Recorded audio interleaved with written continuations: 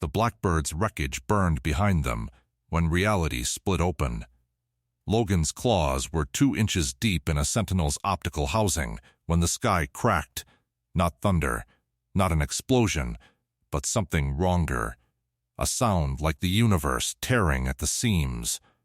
He saw Jean's telekinetic barrier flicker, saw Scott's visor beam scatter into prismatic chaos, saw Magneto, hovering above the battlefield with half a freight train coiled around his arm like a metal serpent, suddenly lurch sideways as if yanked by invisible hands. Then gravity stopped meaning anything at all. The dimensional rift swallowed them without ceremony, X-Men and Brotherhood alike, ripped from their world mid-combat. Logan felt his healing factor scream as his cells were unmade and remade in the space between heartbeats. He heard Xavier cry out, a rare sound of genuine pain. He smelled ozone, blood, and something else. Something alien, before they were spat out into hell. They hit concrete. Burning concrete. Logan rolled, instinct overriding the disorientation, claws extending with that familiar snick as he found his footing in rubble that had been a street. The air was wrong. The light was wrong. And the screaming, Christ, the screaming was everywhere.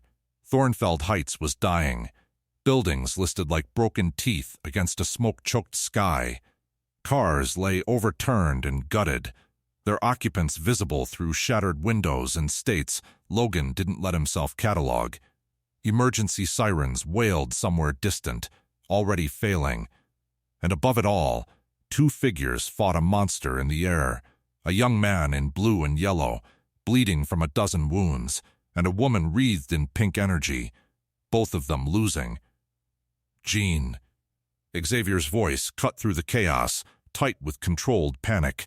His wheelchair had been destroyed in transit. He lay against a collapsed wall, legs useless, but his mind was already reaching outward. The minds here, they're human, but the technology, there's something else.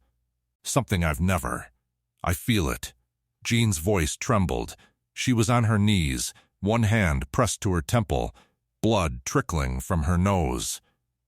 God. Charles. I feel him. Logan followed her gaze upward. The monster was white-haired and massive, built like a god of war wrapped in dark armor that gleamed with old blood. He held the young man, Mark. Something whispered in the back of Logan's mind. A name pulled from the psychic static. By the throat, one hand squeezing with casual contempt, while the other batted away the pink energy woman's desperate attacks like they were gnats. You fought well, the monster said, and his voice carried across the burning suburb like a pronouncement from on high. Your world should be proud, but Viltrum's will is absolute, and I. He stopped, turned, those ancient eyes, cold and vast as dying stars, fixed on the new arrivals. On Logan, claws gleaming. On Scott, visor glowing crimson. On Jean, still trembling with the weight of what she sensed. On Xavier, broken but unbowed. On Magneto, rising from the rubble with a magnetic field already screaming to life around him, shattered metal orbiting his form like a crown of knives. The monster smiled. More champions. He released Mark. The young man dropped like a stone, caught at the last moment by the pink energy woman's desperate telekinesis, and descended toward them, unhurried. This world is more generous than I expected. We're not from this world. Xavier's voice rang out, calm despite everything. Logan knew that tone. The professor was buying time, searching for leverage, for understanding. We have no quarrel with you. We don't even know. It doesn't matter where you're from. The monster, Conquest, the name surfaced unbidden, pulled from a mind somewhere in the chaos, landed before them, boots cracking the asphalt. He stood 8 feet tall, and up close, Logan could see the scars. Centuries of them. Millennia. You're here. You'll resist. They always resist. The smile widened. I am Conquest. I have broken worlds that made gods kneel. Whatever you are, you'll break the same. Eric. Scott's voice was clipped, tactical, even as his hand hovered over his visor. "We need to. I know what we need." Magneto's response was ice and iron. He didn't look at Cyclops, didn't acknowledge the absurdity of allying with the man who'd tried to kill him minutes ago. His eyes were fixed on Conquest, and in them burned something Logan recognized, the cold, absolute fury of a survivor who had seen extinction before and refused to see it again. This creature intends genocide. The rest is details. Conquest laughed, a deep, genuine sound of pleasure. "Oh, I'm going to enjoy this." Logan moved first. Logan's claws met Viltrumite flesh, and for one impossible moment, they bit. Adamantium, forged in fires that didn't exist in this universe, bonded to bone by a process that violated physics as this world understood it, found purchase against skin that had shrugged off nuclear fire. Conquest's eyes widened, not in pain, in interest. Then his fist came around like a wrecking ball, and Logan was airborne, spinning through the burning air, his healing factor already screaming as 3 ribs rebuilt themselves before he hit the ground. Fascinating. Conquest examined the thin red line across his forearm, barely a scratch, already closing. "You actually cut me. It's been centuries since."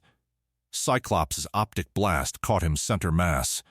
The beam, pure concussive force channeled from a dimension that didn't play by normal rules, slammed into Conquest's chest with enough power to level a city block. The Viltrumite slid backward 3 feet. His boots carved trenches in the asphalt. He didn't fall. "Ah." Conquest rolled his shoulders, cracking his neck. That tickled. Then he moved. Logan had fought Sabretooth at full feral rage. He'd traded blows with the Hulk. He'd faced apocalypse and lived. None of it prepared him for the sheer speed of a Viltrumite who stopped holding back. Conquest crossed 40 feet in the space between heartbeats, his fist driving into Scott's chest with a sound like thunder. The X-Men's field leader flew backward, crashing through what remained of a storefront, and didn't get up. "Scott!" Jean's scream was fury and terror intertwined. Her telekinesis lashed out, not a shield this time, but a hammer, invisible force slamming into Conquest from 6 directions at once. The Viltrumite actually staggered, boots scraping concrete, muscles straining against pressure that would have pulped a tank. He laughed. "Now this," Conquest said, pushing forward against the telekinetic assault step by grinding step. "This is more like it." 3 miles away, in a bunker that officially didn't exist, Cecil Stedman watched through 17 different camera feeds as his world's last hope fought beside impossible strangers. "Get me everything," he said, voice flat. "Dimensional signatures, energy readings, biological scans. I want to know what the hell those people are and where they came from." "Sir," his aide's voice trembled, the one with the claws. "He just cut Conquest." "Nothing's ever." I saw. Cecil's remaining eye narrowed. "Keep recording. If we survive this, we're going to need to understand them. And if we don't—" He didn't finish the sentence. He didn't need to. Magneto descended like wrath given form. The master of magnetism had spent 60 years honing his power into an instrument of absolute destruction, and now he unleashed it without restraint. Every piece of metal within 300 meters answered his call, rebar torn from buildings, cars lifted whole, street signs and fire hydrants, and the scattered weapons of dead soldiers, all of it coalescing into a swirling maelstrom of shrapnel that converged on Conquest from every angle. "You speak of breaking worlds."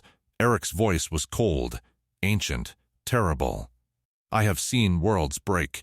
I have seen what men become when they believe themselves superior." The metal storm struck, thousands of projectiles moving at bullet speed, tearing at Viltrumite flesh. "You are not new. You are not special. You are simply another monster who believes his strength makes him righteous." Conquest weathered the assault, arms raised to shield his face, and for the first time, he bled. Not much, not enough, but the crimson lines across his forearms and chest proved he could be hurt. magnificent, the Viltrumite breathed. Truly, your defiance is beautiful. He surged upward through the metal storm, grabbed a spinning car door, and hurled it at Magneto with force that broke the sound barrier. Eric's shield caught it. Barely, the impact driving him backward through the air, blood vessels bursting in his nose from the strain. Eric!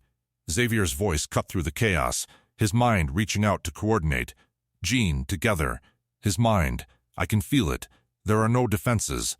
Only will. Jean finished, understanding. Raw, ancient will. Charles, if we push too hard, we don't have a choice. Logan was up again. He was always up again. His left arm hung at a wrong angle, shoulder dislocated, but that would fix itself in seconds. What mattered was buying time. What mattered was keeping this white-haired bastard focused on him instead of finishing Scott, instead of swatting Jean out of the sky, instead of crushing the professor like the broken thing he currently was. Hey, ugly. Logan spat blood onto the rubble. That all you got? Conquest turned, amused. You can't die, can you? I felt your bones move under my fist. Wrong. Unnatural. But you kept breathing. He smiled, almost fond. I'm going to enjoy finding your limits. Get in line, bub. Logan lunged. They met in a blur of adamantium and Viltrumite fury, claws raking, fists pounding, blood spraying from wounds that closed and reopened in endless cycles of violence. Logan got inside Conquest's guard, drove all 6 claws toward the Viltrumite's throat, and for one moment it seemed like Conquest caught his wrists, both of them, and squeezed. The adamantium held. Logan's flesh didn't. He felt bones grind together, tendons tear, blood vessels rupture, and still the pressure increased. Conquest wasn't just stopping him. He was trying to pulp his hands entirely, to destroy everything except the indestructible metal. Interesting, Conquest mused, watching Logan's face contort. The skeleton survives. But everything else, he squeezed harder. How long, I wonder, until even your healing fails? Jean. Now. The psychic assault came from 2 directions at once. Xavier's telepathy was a scalpel, precise, surgical, seeking the neural pathways that controlled motor function. Jean's was a hammer, raw emotional force driven by terror and rage, slamming into Conquest's consciousness with enough power to shut down an ordinary mind instantly. Conquest froze. His grip on Logan's wrists loosened, just slightly, just for a second, as something happened behind those ancient eyes. Not pain, exactly, not defeat. But for the first time in millennia, Conquest felt foreign thoughts inside his skull, felt minds touching his, trying to control him, and the violation of it, the sheer presumption. He hurled Logan away like garbage and clutched his temples, teeth bared. What are you doing? Showing you, Xavier said calmly, blood streaming from his nose, that strength is not the only form of power. Jean pushed. She found memories, centuries of conquest, mountains of corpses, worlds burning under Viltrumite boots, and she made him feel them. Not as triumph, but as the victims had. Fear, pain, loss. 1,000 years of atrocity reflected back at its architect. Conquest screamed. It lasted 3 seconds. Then his will, that iron, unbreakable Viltrumite will, reasserted itself. He shoved the psychic presences out of his mind with brute mental force that sent both Xavier and Jean reeling, blood pouring from their ears. But those 3 seconds had cost him. Conquest stood in the burning street, breathing hard for the first time in decades. His muscles ached. His mind throbbed with phantom horrors that weren't his own. He looked at the assembled mutants, battered, bleeding, but unbroken, and he smiled. Oh, he breathed. Oh, this is wonderful. You're beaten, Magneto said, rising again, metal orbiting him in a defensive shell. Retreat now, and... Beaten? Conquest laughed, genuinely, joyfully. I haven't been this entertained in centuries. The one with claws who cannot die. The one who commands metal like a god. And you, his eyes fixed on Jean, still trembling with the aftershock of touching his mind, you witches who reach inside thoughts. He straightened, rolling his shoulders, and his smile turned cold. No, not beaten. Intrigued, he rose into the air, slowly, deliberately. I came to conquer a world of insects. I found something more, something worth bringing proper force to bear against. His voice carried across the ruins like a promise. Rest, recover, savor these hours, because when I return, the smile widened, showing teeth. I'm bringing friends, Viltrumites who have broken greater powers than yours, an empire's worth of warriors. You're running, Logan snarled, struggling upright, hands already healing. Call it whatever you want. You're running. I'm savoring. Conquest's eyes found each of them in turn. The conquest of Earth was going to be a chore, a duty. Now? He laughed again, rising higher. Now it's going to be fun. He became a blur, vertical, punching through the smoke and clouds, gone in seconds. The sonic boom of his departure shattered what few windows remained in Thornfeld Heights. Silence fell. It lasted exactly 4 seconds before Jean collapsed. Xavier slumped unconscious against his rubble pile, and somewhere behind them, a battered voice croaked, Who the hell are you people? Mark Grayson, bleeding from a dozen wounds, stood supported by Adam Eve. Both of them stared at the mutants with expressions caught between desperate hope and terrified confusion. Logan retracted his claws. His hands were still healing, pink and raw, but functional. That's a long story, kid. He looked at the burning suburb, at his fallen teammates, at the sky where a monster had vanished, with promises of return. And I don't think any of us got time for it. The Gita facility existed in the spaces between official records, buried beneath a condemned power plant, accessible only through tunnels that changed configuration weekly. Cecil Stedman had built it to survive nuclear war, kaiju attacks, and superhuman betrayal. He hadn't built it to survive this. Let me understand. Cecil stood before the assembled group, his remaining eye moving between faces that shouldn't exist. You're from another dimension. You have powers that, according to my scientists, violate several fundamental laws of physics. And you were in the middle of trying to kill each other when you got pulled here. That's the shape of it. Logan leaned against a steel wall, arms crossed. His hands had finished healing 20 minutes ago, pink skin now faded to normal. We ain't exactly friends. We are nothing alike. Magneto's voice carried the cold precision of a man who had decided the conversation was beneath him. He stood apart from the others, metal fixtures in the ceiling trembling slightly with his passive field. Charles and his children play at coexistence with humans who would exterminate them given the chance. I have no such illusions. And yet, Xavier said quietly from the wheelchair Cecil's people had provided, here we stand together. Because the alternative is extinction. The word hung in the recycled air. Mark Grayson sat on a medical gurney, bandages wrapped around his torso, one eye swollen shut. Eve, she'd insisted, just Eve, held his hand with fingers still trembling from exhaustion. They looked young, too young for the weight they carried. Extinction. Mark's voice was hoarse. Yeah, that's about right. Cecil pulled a remote from his pocket. The wall behind him flickered to life, satellite imagery, military reports, casualty figures scrolling in columns that seemed to never end. Conquest hit us 3 days ago.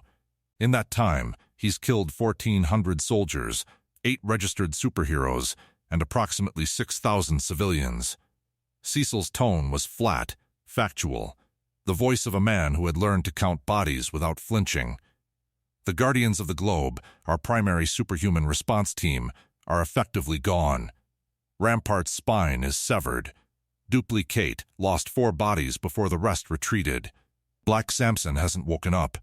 And us? Scott spoke for the first time since regaining consciousness. His voice was rough, ribs still aching despite the medical attention. We're supposed to just enlist? You're supposed to survive. Cecil turned to face him fully. I've been doing this job for 30 years. I've seen things that would break most people, but I've never seen anyone make Conquest retreat. His eye found Jean, who sat pale and quiet, still feeling the echoes of that ancient mind. Whatever you did to him, whatever that psychic attack was, it's the first thing that's worked. So yes, Mr. Summers, I want you to enlist. Because the alternative is, he comes back with friends, and everyone on this planet dies. We have our own world. Jean's voice was barely above a whisper. Our own fight, our own people who need us. I understand. Cecil's expression didn't change. And if I could send you back, I would. But the dimensional breach that brought you here was a one-time event, a freak interaction between your technology and the energy signatures of the battle. My scientists are working on replication, but they estimate 18 months minimum, probably longer. Silence. Logan watched the others process it, Scott's jaw tightening, Jean's hand finding Charles's. Even Magneto, for all his iron composure, went still. 18 months. Maybe longer. Maybe never. So we're trapped. Eric's voice was soft, dangerous, in a world facing annihilation. With him. He didn't look at Xavier. He didn't need to. The enemy of my enemy, Xavier said, carefully, need not be my friend. But perhaps, for now, he can be my ally. Don't quote philosophy at me, Charles. Not here. Not after. After what? Xavier met his gaze. After Genosha? After the Sentinels? After everything we've done to each other? The professor's voice hardened. We have fought for decades, Eric. We have bled for our convictions. And now we are here, in a world that doesn't know mutants from myths, facing an enemy that makes our conflicts look like children's games. So yes, I am asking for a truce, not forgiveness, not agreement, just cessation. Until this is over. Magneto was silent for a long moment. The creature, he finally said. Conquest. He spoke of an empire. Viltrumites, his people. Mark's voice was bitter, exhausted. My father was one of them. They're a warrior race. Survival of the fittest taken to its logical extreme. They've conquered thousands of worlds. Earth was supposed to be my dad's assignment, but he, the young man's voice cracked. He changed. Chose us. Chose me. But the rest of them, they don't change. They don't stop. They just keep coming until everything that resists is dead. How many? Scott asked. Pure-blooded Viltrumites? Maybe 50 left in the universe. But 50 of them. Mark shook his head. Conquest was one of their best. Their oldest. If he's bringing backup, we're talking about beings who can crack planets. Can they be killed? Magneto's question was clinical, precise. They can be killed. Eve spoke up, her voice steadier than Mark's. It's just really, really hard. Their inner ears are vulnerable, mess with their equilibrium and they lose their flight advantage, and their cells can be disrupted by certain frequencies. But in a straight fight? She looked at the X-Men with something like desperate hope. What you did today, the metal, the claws, the mind thing, that's more damage than I've ever seen anyone do to a Viltrumite who wasn't another Viltrumite. The mind thing. Jean laughed, a short, sharp sound without humor. I touched his thoughts. Thousands of years of murder, thousands of years of joy in murder, and when I pushed back, when I made him feel what his victims felt, she shuddered. He threw me out like I was nothing. I gave him everything I had, and it bought us 3 seconds. 3 seconds, Cecil said, is 3 seconds more than anyone else has managed. I'll take it. He turned to Xavier. Professor, your telepathy, can it be amplified? Extended? Xavier's expression grew careful. You're asking if I can do more than I did today. I'm asking if you can do enough, because right now, you and your people are the only advantage I've got. Mark's half dead, Eve's running on fumes, and somewhere out there, Conquest is calling in reinforcements. Cecil stepped closer, his voice dropping. I'm not a good man, Professor. I've done things that would make you sick. But I keep this world spinning, and right now, I need you to help me keep it spinning a little longer. So, can you? The question hung between them. Xavier looked at his X-men, Scott, still in pain, already calculating tactical options. Jean, terrified of her own power, knowing she might have to unleash it anyway. Logan, who had already accepted that this was just another war, another set of bodies to stack between himself and oblivion. Then he looked at Eric, his oldest friend, his oldest enemy, the man who had sworn to destroy everything Xavier believed in. We can, Xavier said finally, together, all of us. Magneto closed his eyes. When he opened them, something had shifted, not softened, never softened, but focused. Truce, he said, until the Viltrumites are dealt with. After that, Xavier agreed, we'll find new things to disagree about, if there is an after. Logan pushed off the wall. So what's the play, Cecil? You got a plan? Or are we just going to wait for the hammer to drop? Cecil allowed himself a thin smile. I always have a plan, Mr. Logan. The question is whether you're going to like it. I already don't. Logan bared his teeth in something approximating a grin. But that ain't never stopped me before. 2 months was both an eternity and a blink. But it taught them what textbooks never could. The X-Men had taken over a section of the GDA facility's upper levels. It wasn't home. Nothing would be home again, maybe ever. But it was functional. Scott had turned one wing into a training room, running simulations of Viltrumite combat scenarios. Jean spent hours in meditation, trying to expand her psychic range, pushing at the edges of her power. Xavier had integrated fully into Cecil's operations, his mind reaching through the facility's networks like a spider in its web, coordinating, planning, preparing. Logan found Mark in the training facility at 3 a.m. most nights. The kid couldn't sleep, kept dreaming of his father's hands around his throat, of Conquest's smile, of worlds burning. They didn't talk much, didn't need to. They just sparred until exhaustion made the nightmares quieter. You heal like me, Mark said one night, wiping blood from a split lip that was already closing. Not as fast, but you just keep going. Keeps me alive. Logan cracked his neck, rolling his shoulders. Don't recommend it. Living this long just means watching everyone you love die. Mark was quiet for a moment. Eve says the same thing, that she's scared of outliving everyone. Smart girl. Logan lit a cigar, a habit Cecil's people had reluctantly accommodated. Keep her close, kid. The ones who understand what we are, they're rare. Magneto. Eric had done something that Logan found almost frightening in its pragmatism. He'd agreed to train with them. Again, Eric commanded from the observation deck, watching Scott's optic blast slam into a series of reinforced panels. Tighter focusing. You're wasting energy on diffusion. Tell that to my eyes. Scott shot back, but he adjusted the aperture on his visor. The next blast was narrower, more concentrated. It burned through the panels like a cutting torch. Better.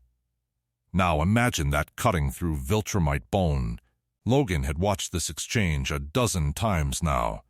The two men, leader and terrorist, student and would-be destroyer, working together with a precision that transcended their history. It was unsettling. It was also, he had to admit, effective. Cyclops also worked with Cecil's tactical teams, mapping Viltrumite patrol patterns, analyzing Conquest's combat footage, building contingencies for scenarios that made seasoned generals weep. He didn't sleep much either. Jean pretended not to notice. "You're burning out," she told him one night, finding him hunched over holographic displays in the command center. "I'm preparing." Scott didn't look up.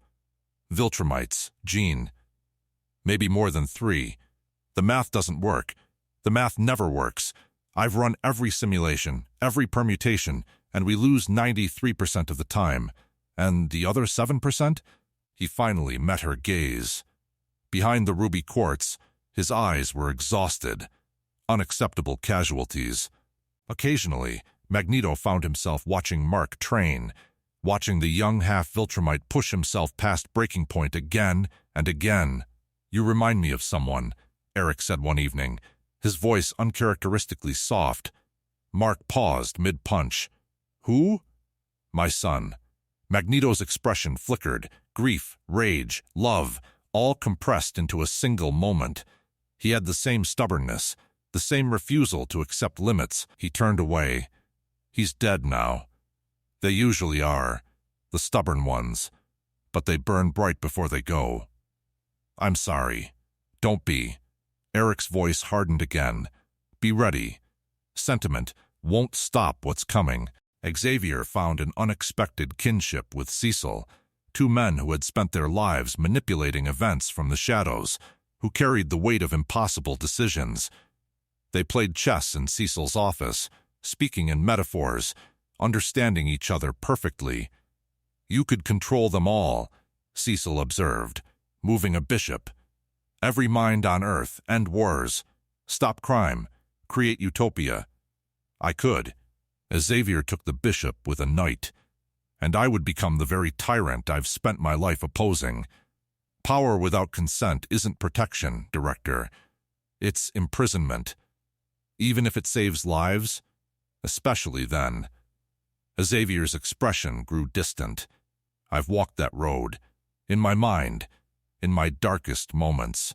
Every time, it ends the same way, with me becoming something monstrous, and the world I meant to save burning around me." Cecil was silent for a long moment. Then, check. The toughest part was the waiting. 2 months of training. 2 months of studying Viltrumite physiology, weakness patterns, combat tactics pulled from the limited data Mark and Eve could provide. 2 months of integration into a world that was already struggling to process that superhumans existed, let alone that they'd invaded from another dimension. The news crews had been relentless. The public had fractured into camps, those who wanted the X-Men to save them, those who wanted them arrested as foreign agents, those who believed the whole thing was a hoax. Only the military and the Jedi seemed to grasp the fundamental truth. They were in a war, and these people from nowhere were their only shot at survival. Jean had handled it the hardest. Logan found her on the observation platform that overlooked the city, 3 weeks into their stay. The sun was setting, painting Thornfeld Heights in shades of blood and gold, and she looked like she was made of glass. "You're still feeling him," Logan said. It wasn't a question. Jean didn't turn. "Every moment. Conquest. His thoughts are so old, Logan, so vast. When I touched his mind, I felt millions of deaths, civilizations, species, all of them crushed underneath his will." She hugged herself, and the worst part is, he didn't feel guilty, not even for a second. To him it was just life, natural order, survival of the strongest. "And you?" Logan stepped beside her, looking out at the same broken world. "I'm terrified that when he comes back, when he comes with friends." Jean's voice cracked. "I'm terrified that I'll have to become that I'll have to stop thinking about the person inside their mind and just destroy them. Over and over. Every single one." Logan didn't offer platitudes. He'd learned, across centuries of brief connections, that Jean didn't want to be told it would be okay. She wanted to be heard. "When it happens," he said quietly, "you do what you have to do, and you live with it after. That's all any of us can do. Is it?" Jean finally looked at him. "Charles preaches restraint. Eric preaches survival at any cost. You've already accepted that you'll become a killer. And Scott just wants it to be clean, tactical, bloodless if possible. But none of that works against what's coming. We know it doesn't work." Then we find something that does. Logan turned to face her fully. That's what we've always done. Adapted. Changed. Survived. It ain't pretty. And it ain't gonna feel good. But we're still here. That's gotta count for something. Jean closed her eyes. I hope you're right. She was wrong to hope. The attack came without warning, or rather, with exactly the kind of warning that didn't matter. The scanners picked up the arrivals 60 seconds before impact. 60 seconds was enough time to sound alarms, enough time to get people into shelters, not nearly enough time to prepare for what came next. 3 objects descended through the atmosphere in a controlled burn, and when they emerged from the clouds, they were no longer objects. They were gods. Conquest led them, his white armor gleaming crimson with old blood. Behind him came a woman, sleek, dark-haired, with eyes that carried the same ancient hunger, and a massive male figure in tactical armor, scarred and brutal, moving with the precise grace of a consummate warrior, Captain Kregg and Anissa. The names meant nothing to the X-Men until Cecil's voice crackled through their comms. That's 2 of the Viltrumite Empire's elite guard. Mark says Anissa is a combat specialist. Kregg is a general. Together with Conquest, you're looking at enough raw power to level a continent. Wonderful, Magneto said flatly. They were assembled on the facility's landing pad, positioned to intercept before the Viltrumites could reach populated areas. 3 of them against 7 of us. I prefer those odds more than I expected to. You're insane, Jean whispered. Probably, Eric agreed. Conquest descended first, landing with such force that the tarmac cracked beneath him. When he saw them, his smile was a shark's smile, all teeth and hunger and pure, unadulterated joy. Ah! His voice carried across the open space. There you are. I was beginning to worry you'd hide. That would have been disappointing. We're here, Xavier said calmly through the external speakers. And we're not running. No.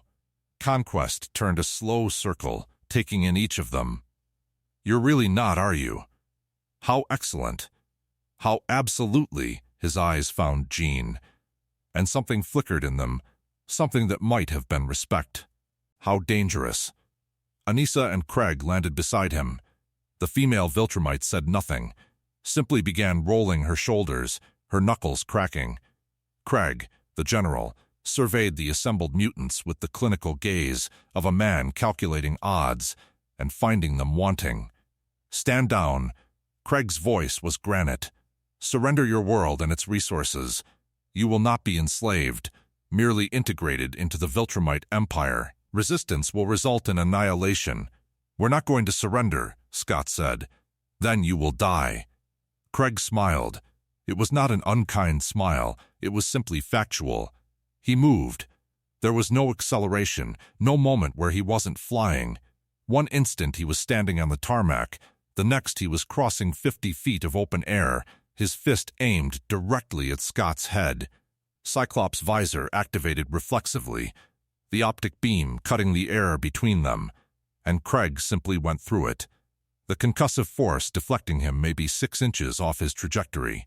His fist connected with Scott's raised arms. The impact sent Cyclops flying backward like he'd been hit by a truck. He crashed through the facility's reinforced doors, leaving a crater in his shape, his arms limp. He was still conscious. Logan could hear him gasping.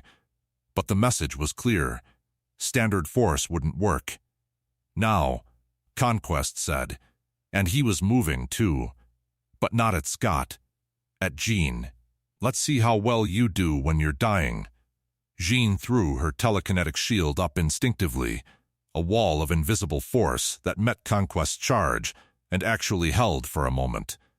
It was a moment longer than anyone had achieved before. It was also not nearly long enough.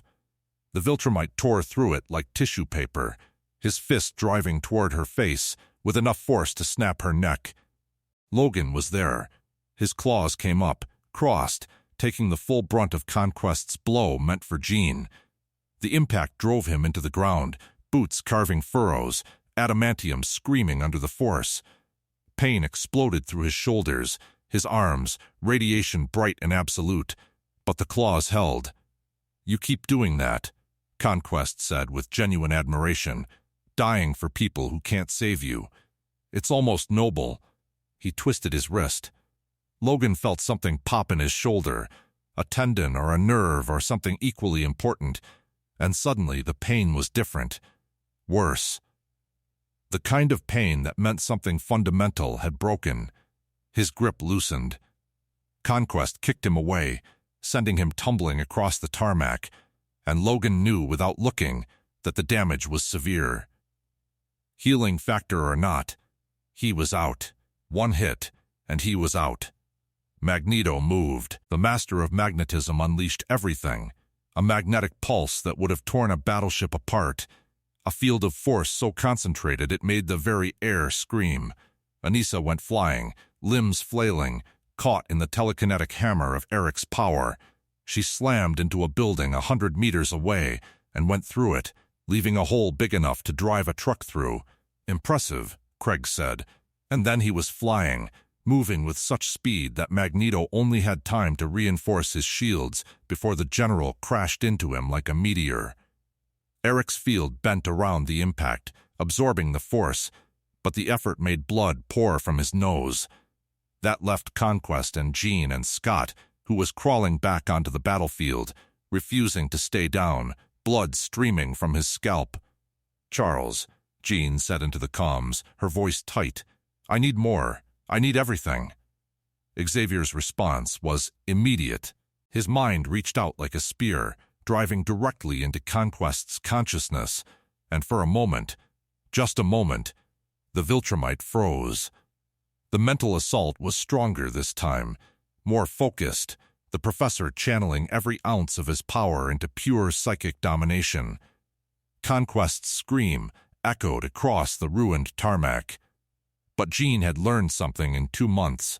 She didn't waste the moment trying to kill him. Instead, while Conquest was locked in Xavier's psychic grip, she pulled.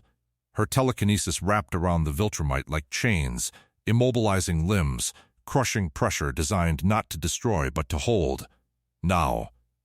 Scott was up, visor blazing, the optic beam driving directly into Conquest's face, concentrating all of his output on the eyes, trying to. Conquest broke free, not just from the psychic grip. He shattered Xavier's mental hold through sheer force of will, his ancient mind too vast, too powerful, too experienced for restraint. The psychic backlash sent the professor into convulsions, blood pouring from his eyes, his ears, his nose. At the same time, Conquest twisted in Jean's telekinetic grip, didn't escape it, just powered through, muscles straining against invisible pressure until something gave. He flew upward, carrying Jean's power with him like chains, and when he reached maximum altitude, he simply let go of his resistance. The telekinetic backlash threw Jean backward so hard she crashed into the facility's structure, leaving her gasping, choking, unable to even scream. "You're better," Conquest said, breathing hard, blood streaming down his face where Scott's blast had actually caused minor burns. "You're so much better than last time." But better isn't enough. Better is just a longer version of the same ending. He descended toward Jean. Scott stepped between them, visor already glowing. No. The optic blast was the strongest Scott had ever unleashed, concentrated, furious, carried on a wave of pure desperation. It caught Conquest's center mass and actually made him stagger, forced him back 3 feet, left him bleeding from a dozen new wounds. And then the Viltrumite smiled. "Ah, the disciplined one. Yes, I remember you. You who control yourself, who restrain yourself." Conquest's smile widened. "Let me show you what happens when you face someone who doesn't." He didn't charge. He exploded, moving at speeds that made Scott's visor look like it was watching in slow motion. The optic beam couldn't track him. By the time Scott's brain registered where Conquest was going, the Viltrumite was already there, already swinging, already. The fist caught Scott's ribs. Cyclops coughed blood. The sound was wet and final. His body lifted off the ground, flying backward, and when he landed, he didn't move again. Scott. Jean's scream was absolute, primal, and something inside her broke. The telekinetic backlash was like a nuclear detonation. It exploded outward from her in a wave of raw psychic force, invisible and unstoppable, sending Conquest flying backward, actually hurling him through the air like a toy. The Viltrumite crashed into the facility's structure hard enough to collapse an entire section. Dust and debris rose in a mushroom cloud, and for a moment, just a moment, there was silence. Then Conquest laughed, emerging from the rubble like a god from clouds. His armor cracked, his face bleeding, his eyes alive with something beyond hunger. Beyond conquest, beyond empire, pure joy. Yes, his roar shook the earth. Yes, this is what I came for. This is what I needed. Not slaves, not planets, but this. He gestured at the burning battlefield, at Jean trembling with the power she'd just unleashed, at Xavier convulsing from psychic feedback, at the 3 Viltrumites still standing, while the X-men fell around them. This resistance, this defiance. Anissa emerged from her crater, cracking her neck. Kregg rose from where he'd been trading blows with Magneto, the master of magnetism now on one knee, blood streaming from the corner of his mouth. Both Viltrumites looked at their companion with expressions of concern, tempered by respect. Conquest, Anissa said carefully. The world is ours. We should consolidate before nothing. Conquest interrupted. They've earned the right to die with honor. We finish this. All of it. And we do it properly. He landed before the broken X-Men one final time, and Jean found the strength to look up at him. You were magnificent, Conquest said. Truly, you pushed me further than I have been pushed in 300 years. You made me bleed. You made me afraid, just for a moment, that I might actually lose. Then why are you still smiling? Jean's voice was barely a whisper. Because, Conquest said, raising his fist, fear is just another flavor of alive. He descended, and the world went dark. The battle had no center, only chaos. 3 Viltrumites against a world's worth of desperate defenders, and the mathematics of violence kept coming up wrong. Conquest carved through everything in his path. Kregg systematically dismantled opposition with a general's precision. Anissa moved like liquid death, her strikes carrying the weight of civilizations crushed beneath Viltrum's heel. Scott fell first. Kregg's fist caught him mid-dodge, ribs shattering like kindling, and the X-Men's field leader hit the ground in a spray of blood and broken visor fragments. He tried to rise, tactical mind still calculating angles, still searching for openings, but his body had reached its limit. 1 breath. 2. Then nothing but the wet rattle of a punctured lung. Magneto moved to cover Anissa, magnetic field blazing, but she was faster. The female Viltrumite crashed into him like a comet, driving him through 3 walls of reinforced concrete before his shields could compensate. Eric's left arm bent at an angle that arms weren't designed to bend. The sound he made wasn't a scream.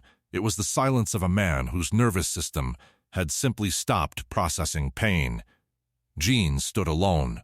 Conquest descended toward her, slow, savoring. Now, where were we? Logan hit him from the side like a freight train made of rage. They had broken his spine twice already, crushed his skull once, ruptured organs that his healing factor was still rebuilding even as he fought. None of it mattered. None of it had ever mattered.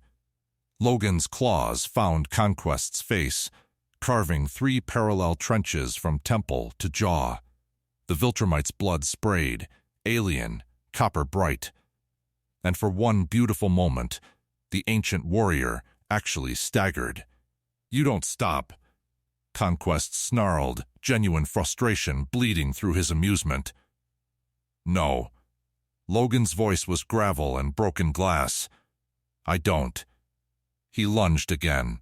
Conquest caught his wrist, the same move he'd used before. the crushing grip that had pulped Logan's hands in their first encounter. But this time, Logan twisted into it. Let the bones grind. Let the tendons tear. Used the Viltrumite's own grip as an anchor point to drive his other set of claws directly into Conquest's throat. Adamantium met Viltrumite flesh. The flesh lost. Conquest's eyes went wide. Blood bubbled from his lips. Not a mortal wound, not for something like him, but a wound nonetheless. He released Logan's wrist to clutch at his throat, and Logan pressed the advantage with the mindless fury of a man who had forgotten how to be anything but war. Claws. Blood. Healing. Pain. More claws. More blood. The cycle repeated until Logan lost count, until his healing factor was running on fumes, and his vision had narrowed to a red tunnel focused entirely on the monster in front of him. Conquest hit him hard enough to shatter every bone in his torso. Logan got up. Conquest threw him through a building. Logan crawled out the other side and kept coming. Conquest grabbed his skull and squeezed, adamantium groaning under pressure that would have crushed a tank. Logan drove both sets of claws into the Viltrumite's biceps, severing muscle, forcing those crushing hands to open. "What are you?" Conquest breathed, genuine wonder in his voice. "The best there is at what I do." Logan spat blood into the Viltrumite's face. "And what I do ain't pretty." 50 meters away, Kregg was learning that Magneto was not finished. The master of magnetism rose from the rubble on legs that shouldn't have supported him. His left arm hung useless, nerve damage, permanent. He could feel it. But his right hand was raised, and the entire electromagnetic spectrum answered his call. "You people broke my arm," Eric said, almost conversationally. "I'll break the rest of you." Kregg charged. Magneto didn't dodge. He pulled. Every ferrous molecule within 200 meters, every scrap of rebar, every vehicle, every structural support, the very iron in the blood of the dead, converged on the space between them. Kregg hit the wall of metal at full speed and actually slowed, his Viltrumite strength struggling against the compressed mass. "I have seen empires rise and fall," Magneto said, walking forward, his field screaming with the effort of containing a god. "I have watched my people burn in ovens built by men who believed themselves superior. I have become the monster that monsters fear." His hand closed into a fist. The metal compressed further. Kregg's bones began to creak. "You are not the first to threaten genocide in my presence. You will not be the last. But you will be an example." The metal coffin tightened. Kregg's eyes bulged. His muscles strained. For one impossible moment, it seemed like even Viltrumite invulnerability might have limits. The general exploded outward, shattering Magneto's construct through sheer brute force, his roar shaking the foundations of the ruined facility. Enough. His fist connected with Magneto's chest. Eric flew backward, blood spraying, and this time he didn't get up. Anissa had cornered Jean. The telepath was on her knees, power spent, mind reeling from the psychic feedback of Xavier's earlier defeat. She couldn't lift a finger, let alone mount a defense. Anissa stood over her, head tilted, studying her like a specimen. "You're the one who touched his mind," the female Viltrumite said.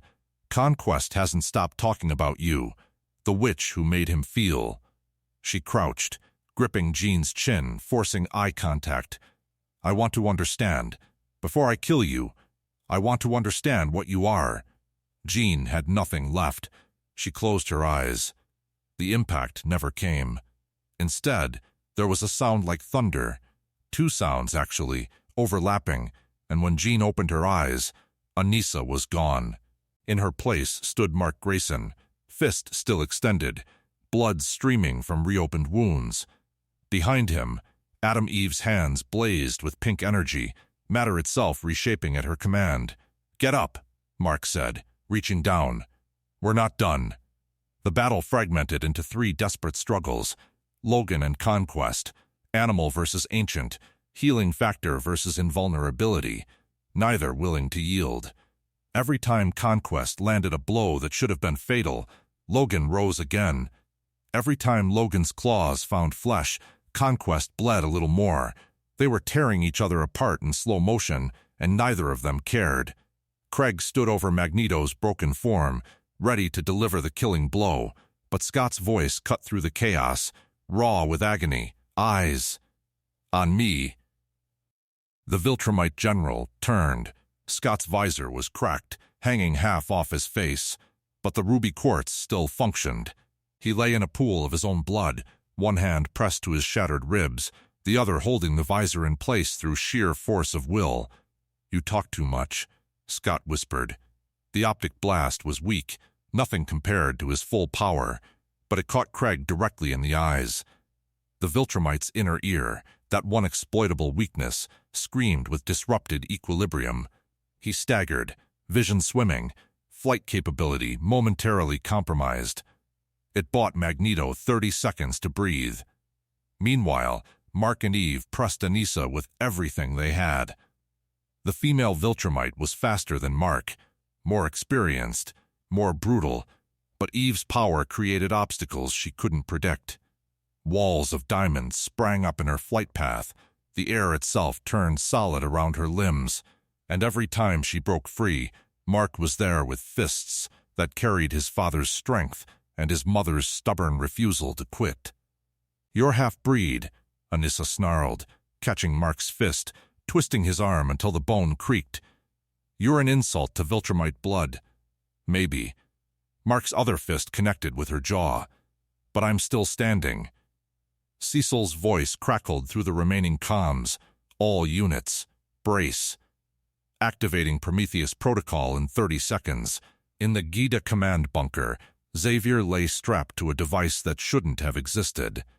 A psychic amplifier built from scavenged Viltrumite technology and mutant ingenuity. 6 weeks of work. 6 weeks of Xavier designing something that would weaponize his own mind against beings that had never faced true psychic warfare. The cost would be catastrophic. They all knew it. "Charles." Jean's voice, weak but present, reached him through their permanent link. "You don't have to." "Yes," Xavier's thought came back, calm and absolute. "I do. Targeting hostile neural signatures only," Cecil said. "Jean, we need you to paint them. Mark is keyed as friendly. The system won't touch Viltrumites you identify as allies." Jean closed her eyes, reached out, found Conquest's mind, that vast ancient horror she had touched once before. Found Kregg's, cold, military, precise. Found Anissa's, hungry, proud, young compared to the others. There, she sent. Those 3. Only those 3. Confirmed. Activating now. The world turned white. The psychic assault hit the 3 hostile Viltrumites like a hammer made of concentrated human suffering. Conquest dropped to his knees, hands clutching his temples, millennia of conquered worlds suddenly screaming inside his skull, every death he had caused, every civilization he had broken, every moment of terror and agony and loss that his victims had experienced, all of it reflected back at its architect in a single devastating instant.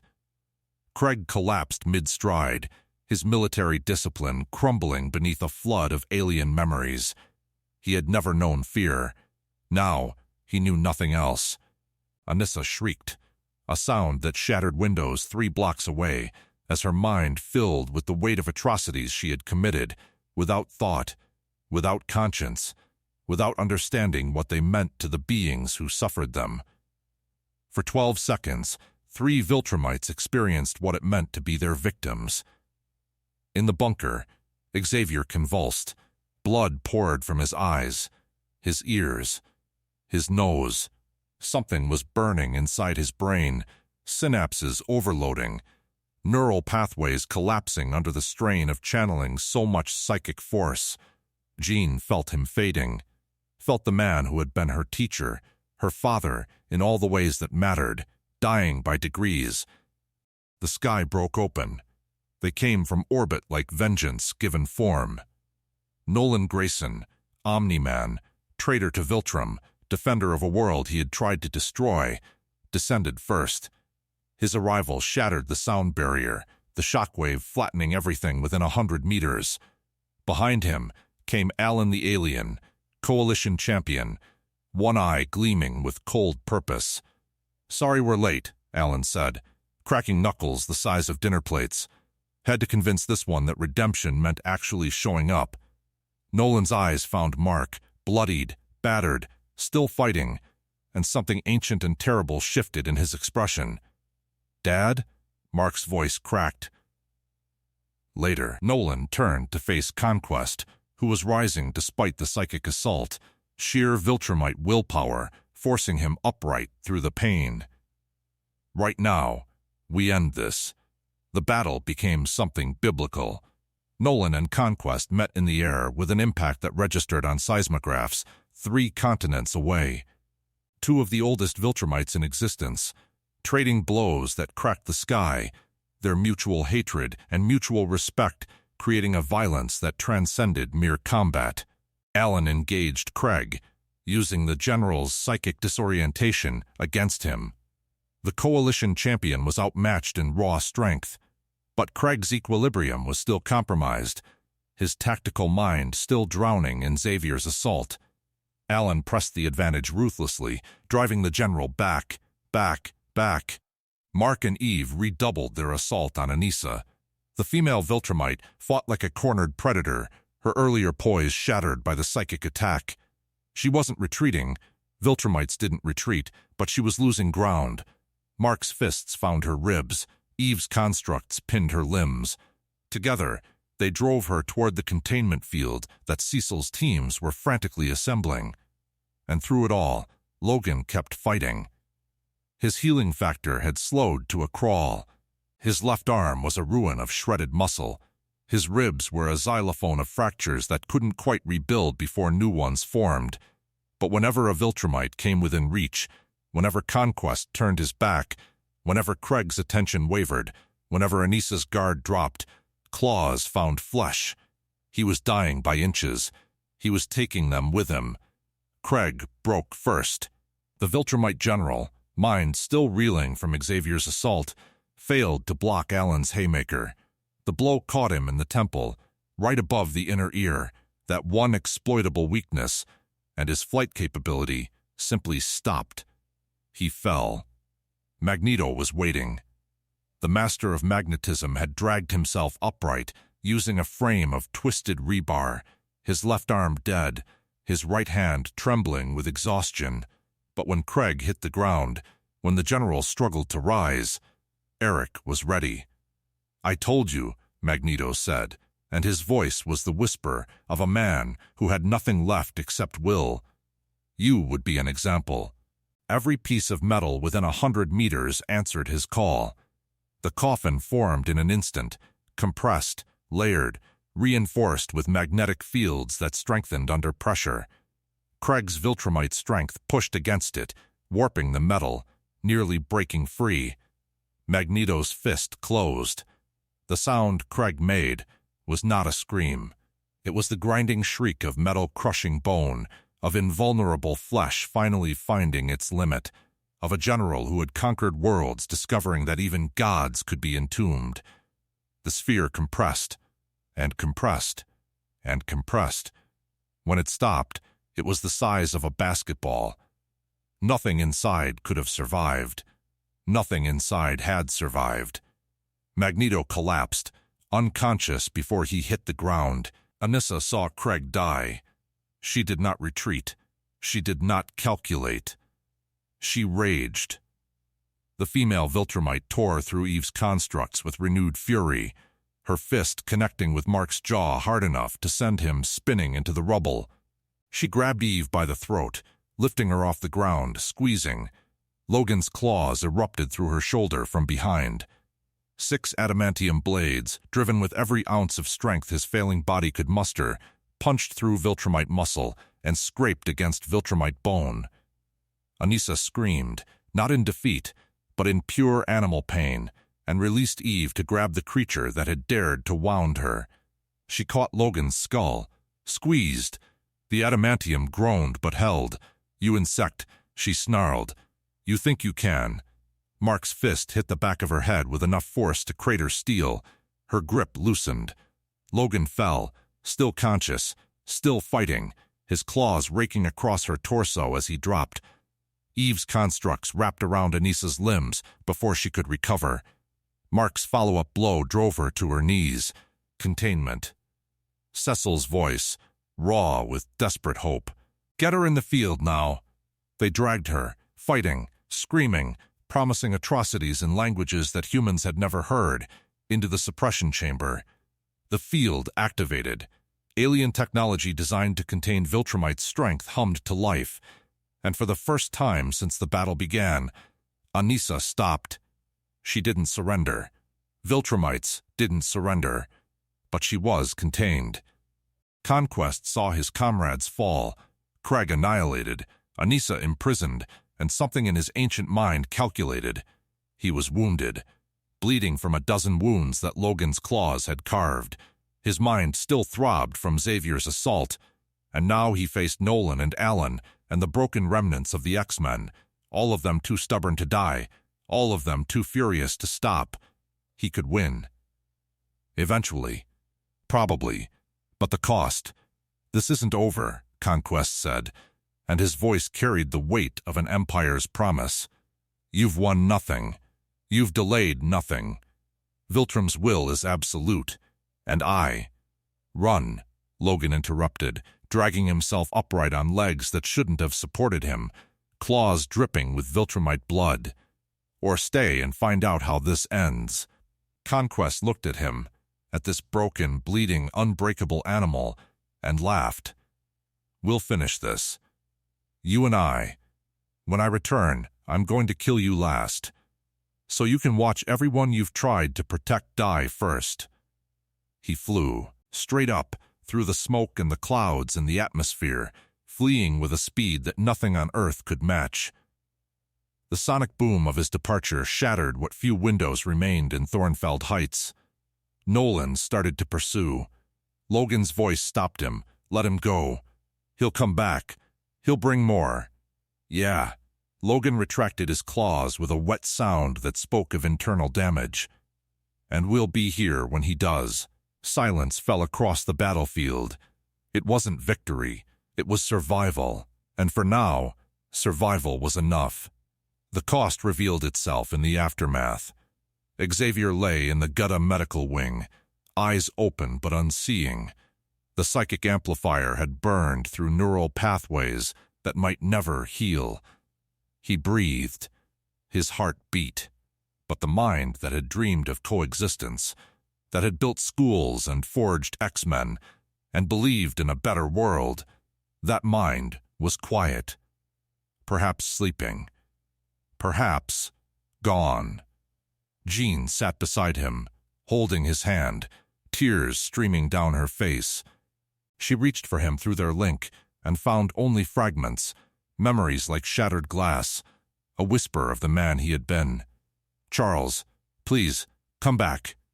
No answer. Scott was stable but broken. His ribs would heal, mostly, but the lung damage was permanent.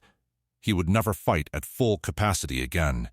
When Jean told him, his only response was to ask about the visor, whether it was salvageable, whether he could still be useful. "You almost died," Jean said. "We all almost died." Scott's voice was flat, tactical even now. "What matters is whether we can do it again when we have to." Magneto had lost his arm. Not lost, it was still attached, but the nerve damage was absolute. Even his power couldn't fix what was broken inside. He sat in a corner of the medical wing, staring at his useless left hand, saying nothing. When Eric finally spoke, his voice was quiet. "Charles would tell me this was the cost of violence.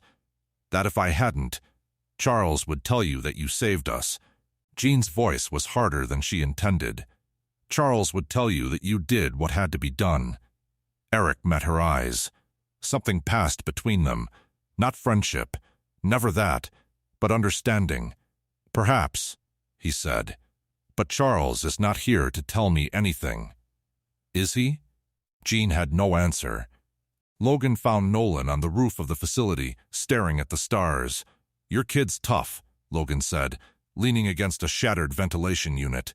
His healing factor was working again, slowly, but the damage would take weeks to fully repair. "He's stronger than I was. At his age, Nolan trailed off. "I was already a soldier, already a conqueror. He's something else. Something better? Something different." Nolan turned to face him. "You're not from this world." "Nope, but you fought for it anyway. Bled for it. Almost died for it." The Viltrumite's eyes were unreadable. "Why?" Logan considered the question. Considered lying. Decided truth was easier. "Because that's what we do. Me. The X-Men. We find people who need protecting, and we protect them. Don't matter if they want us to. Don't matter if they hate us for it after. We do it anyway." "That sounds exhausting." "It is." Logan almost smiled. "But it beats the alternative." Nolan was quiet for a long moment. "Conquest will return," he finally said. "With more Viltrumites. With the Empire's full attention. What you faced today was a scouting force. A test. Next time we'll be ready. You can't be ready for Viltrum. Maybe." Logan's claws extended, slowly, painfully, then retracted. "But we'll be here anyway. That's gotta count for something." Nolan stared at him, this small, broken creature who refused to acknowledge that he should be dead, who had carved wounds into Conquest's flesh through sheer stubborn refusal to quit. "Yes," the Viltrumite said quietly. "I suppose it does." In the detention wing, Anissa screamed against her restraints. The containment field held, the suppression technology hummed, and somewhere in her rage, in her impotent fury, a cold calculation was forming. She would be interrogated. She would provide intelligence. And then, she would find a way out. She would rejoin the Empire. And she would burn this world to ash. But that was tomorrow's problem. Today, Earth still stood. Mark found his father as dawn broke over the ruined facility. They stood together, watching the sun rise over a city that had nearly died. "You came back," Mark said. "I came back." "Why?" Nolan was silent for a long time. When he spoke, his voice was rough with something that might have been shame, might have been hope. "Because you're my son. Because this is your world. And because," he hesitated, the words unfamiliar on his tongue, "because I was wrong. About everything. And I'm going to spend the rest of my life trying to make that right." Mark said nothing. But he didn't walk away. It wasn't forgiveness. It wasn't absolution. But it was a start. Jean remained at Xavier's bedside as the hours passed, holding his hand, reaching for him through their link, finding only silence.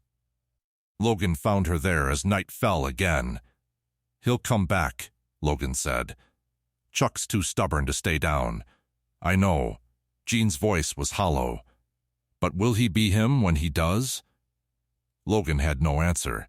He stood beside her instead, watching the man who had given them purpose breathe in shallow, uncertain rhythms. Outside, the world they had saved was already rebuilding, already forgetting, already moving on. But in this room, in this silence, the cost remained. Conquest was alive. More Viltrumites would come. The war had barely begun, and the man who had taught them that peace was possible lay broken, his dreams as fragmented as his mind. Victory tasted like ash. It always did.